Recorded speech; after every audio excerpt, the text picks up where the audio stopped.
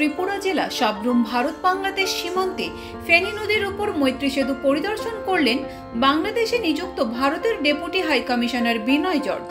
বাংলাদেশের রামগড় দিয়ে এসে তিনি বাংলাদেশের দিকের আইসিপি নির্মাণ কাজ পরিদর্শন করলেন।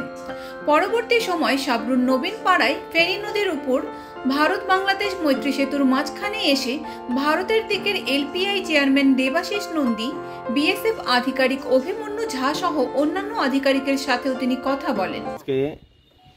এই সাব্রুমের মৈত্রী সেতুর উপর যে জিরো লাইনে আমরা ইন্ডিয়ান হাই কমিশন ঢাকায় নিযুক্ত আমাদের ভারতীয় হাই কমিশন যে আছে তার যিনি ডেপুটি হাই কমিশনার আছেন উনি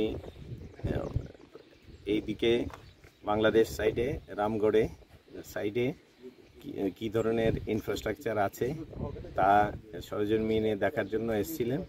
এসে কারণ এটা আমরা অনেক দিন ধরেই প্রতীক্ষায় আছি যে এই দিক দিয়ে কবে যাত্রী পারাপার বা মালামাল পারাপার হবে সেটার অপেক্ষায়।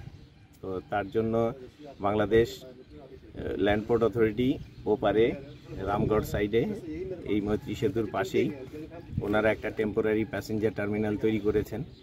তো সেটা উনি পরিদর্শন করলেন এবং আজকে জিরো লাইনে ব্রিজের ওপরে আমাদের সাথে একটা সৌজন্য সাক্ষাৎকারে আমরা মিলিত হই এবং আমাদের সবার মধ্যে একটা সৌজন্যমূলক আলোচনা এবং এটা শুধুমাত্র এটা এই কিভাবে এখানে যাত্রী পারাপার করা যায় বা কিসা হবে এগুলো নিয়ে পরবর্তী পর্যায়ে আলোচনা হবে। তো ওনার ভিজিটের পাশে যেহেতু উনি ভারতীয় সীমান্তে এসেছিলেন তো সেই হিসাবে আমাদের সাথে একটা সৌজন্য সাক্ষাৎ করলেন এই ব্রিজের ওপর। ত্রিপুরা থেকে বিক্রম কর্মকারের রিপোর্ট, U Bangla TV. U Bangla TV, হৃদয় ছুঁয়ে যায়।